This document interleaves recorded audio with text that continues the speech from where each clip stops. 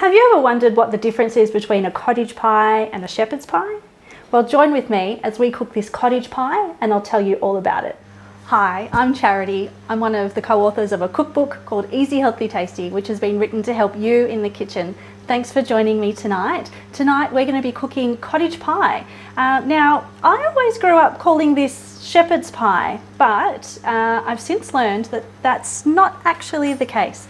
I'm just going to give one that I've got going here a bit of a stir. We'd better get started because it is almost dinner time. So the first thing we're going to do is I've got a pan on the oven, on the stove, and it's hot now. So I'm going to add some oil, and then I'm going to add some onion. Now I have pre-chopped this onion, but I did promise a no chop recipe.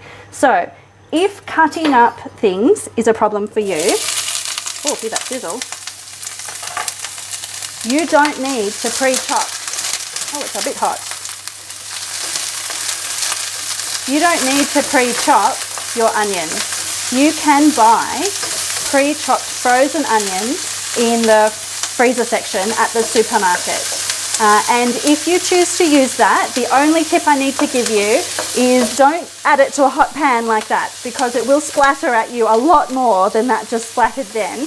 Make sure you start with a cold pan, add a little bit of oil, and then put your frozen onion in straight away. And if you're using that, you'll probably need about a measuring cup worth of onion to be equivalent to one onion, which is what we've added in there. Now, I'm going to let this pan cool down for a moment while I stir this onion around, and then we will keep going. Okay, it's not sounding quite so hot and angry now, which is good.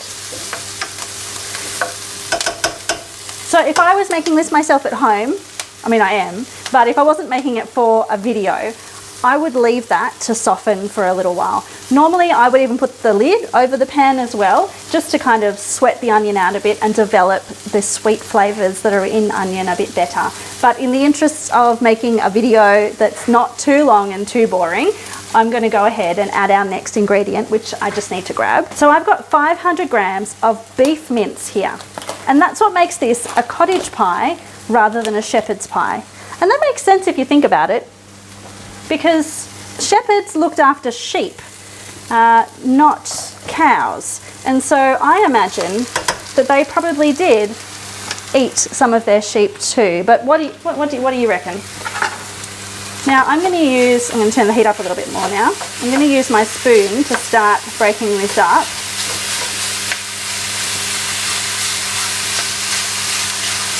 But I just wanted to show you, if you find breaking up mince a bit tiring on your wrists while you're cooking, one of the things you can do to make it a bit easier for yourself that you might not have thought of before is to use your whisk. And if you stab and kind of twist at the mince, you'll find that it breaks up a lot more easily and with a lot less effort. You can see with just a moment's worth of effort really, most of that mince has broken up.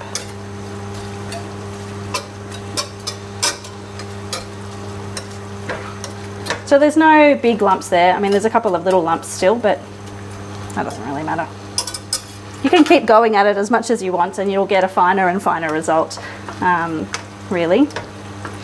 So we're just going to give this a moment to get back up to a sizzling kind of temperature, and I'll give this a stir while I'm here.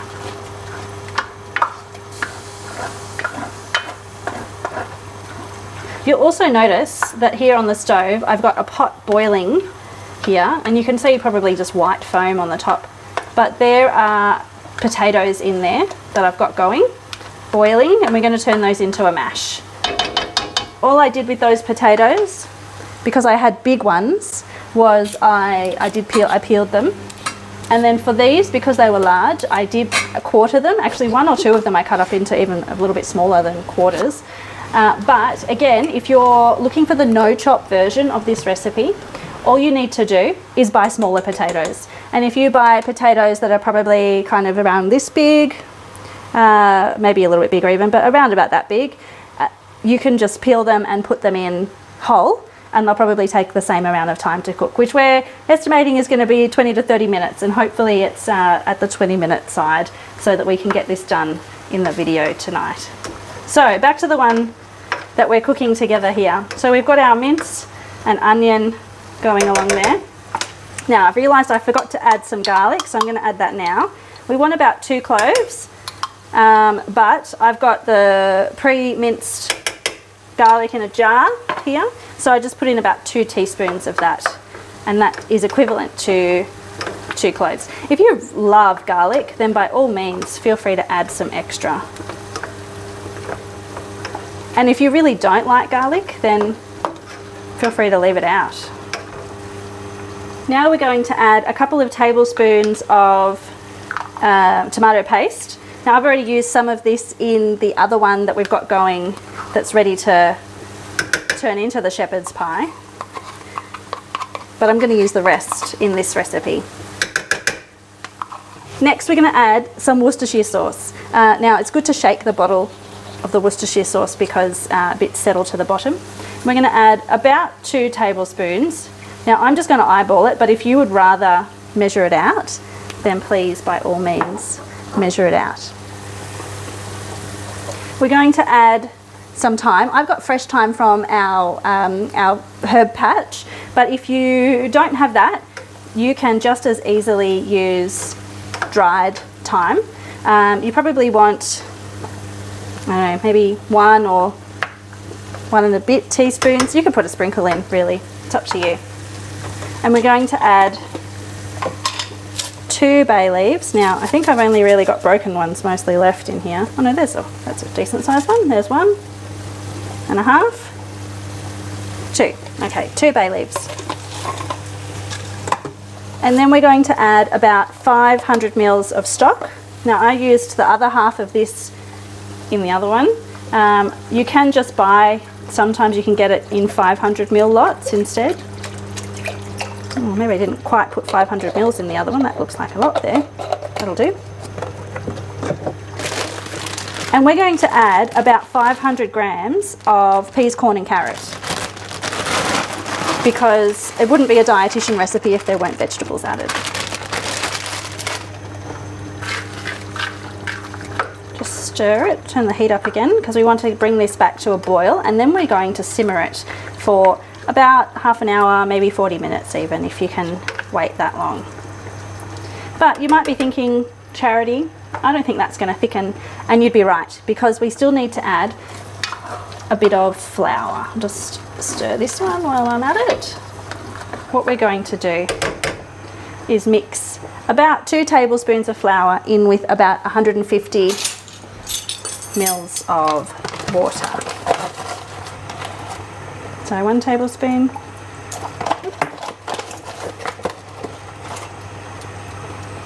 two tablespoons,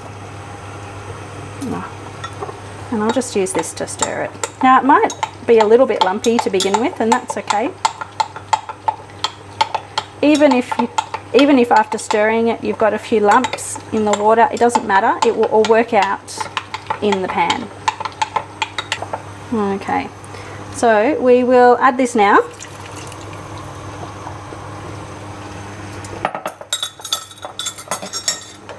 And give it a stir.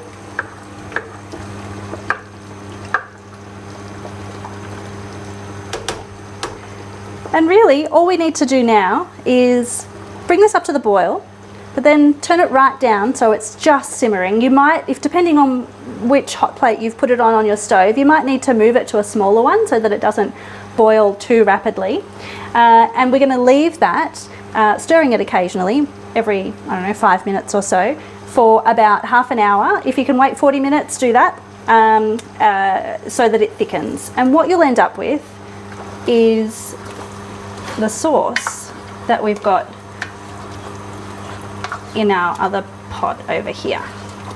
This is a great sauce to have on hand. You can freeze it and keep it for another night. You could serve it with rice as it is. You could make another pie if you want to. You could, I mean, you could even make it into a pie and put it in the freezer. You can do all sorts of things with it. You could serve it with pasta even. maybe risotto. That would be a nice change, kind of halfway between pasta and rice. So to check your potatoes and see if they're ready, what you want to do is grab yourself a butter knife and push it in. And if the potato, if it goes in quite easily, this is going in very easily. And if the potatoes basically split apart as you try to insert a knife into them, then they're ready to mash. So yeah, I think those are, well, that one's holding together a little bit, but still falling apart really. I'm going to drain these potatoes, but that will just take me a moment.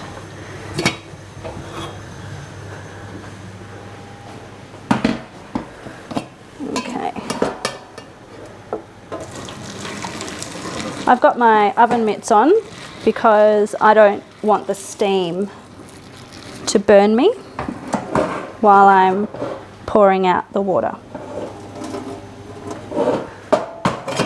All right.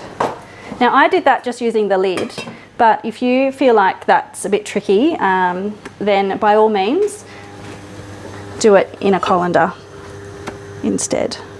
Oops. Just get rid of that. I might do it here so that I don't put the super hot pan on directly onto the bench.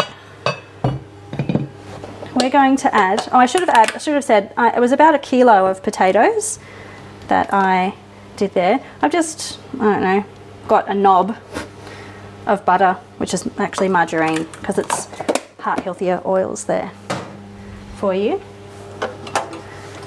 And I always just start with a little splash of milk, but we can add more. It's very easy to add more. It's a little bit more tricky to add less, obviously, but it can be done. You just need to cook the potatoes off again, really, to try and evaporate some of that extra milk.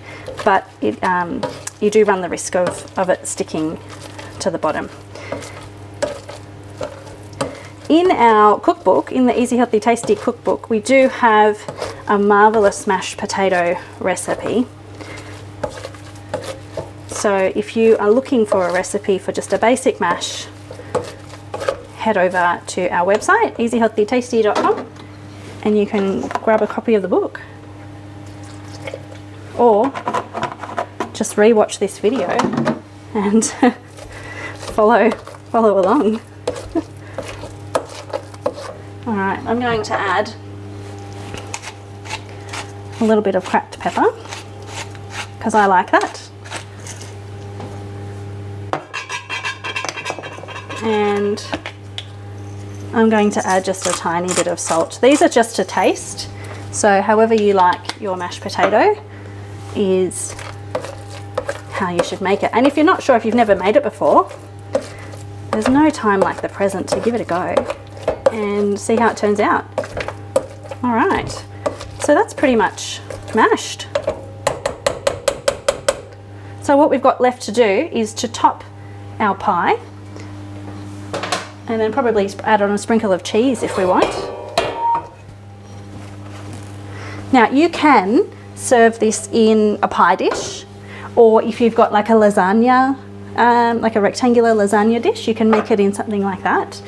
But if you're like me and you hate the washing up, if you cook in something like this pot, which can go in the oven or on the stove, you can just make it in one pot, which saves on washing up. Now I'm just going to grab some, what are they called, tongs, and I'll just pull out the thyme. Where do I put it? I'll just put it here for now. And I'm going to pull out the bay leaves. If you used the dry thyme, then obviously there's no need to pull that out. It's just that it's probably not all that nice to find twigs in your cottage pie. Now some people, when I asked this morning if I should cook cottage pie or shepherd's pie, some people did want me to do shepherd's pie, but I went with the cottage pie because, as had been pointed out by a few people, it is much easier to find beef mince than lamb mince. But when I was at Coles today, the beef mince and the lamb mince cost the same per kilo. So it wouldn't have cost any more to make this as a shepherd's pie, but I wouldn't have been able to get all of the ingredients from Aldi. So now what we're going to do is try and put a layer of potato, I'll just smooth this out a bit first, on top of our beef and veggies here.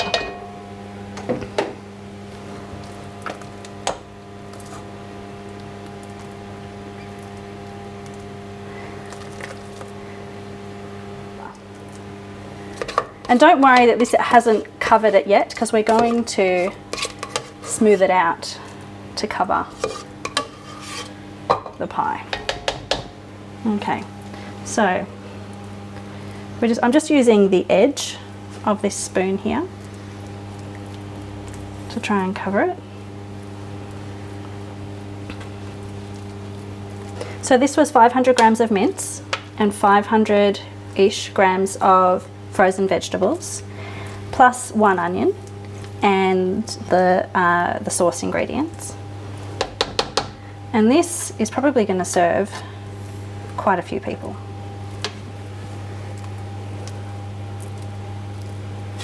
Okay. Now the last thing I'm going to do is, well, there's 2 last things.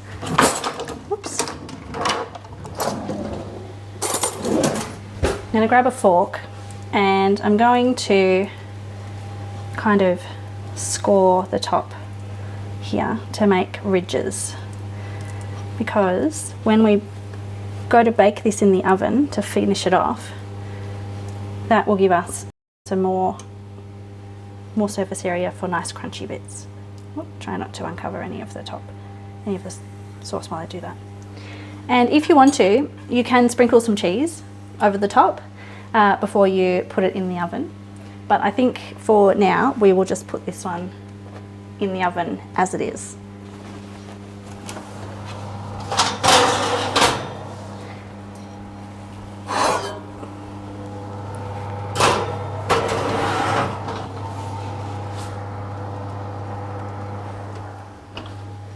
So you might be wondering though, Charity, if you just cooked that sauce and you cooked those potatoes, why are you now putting it in the oven?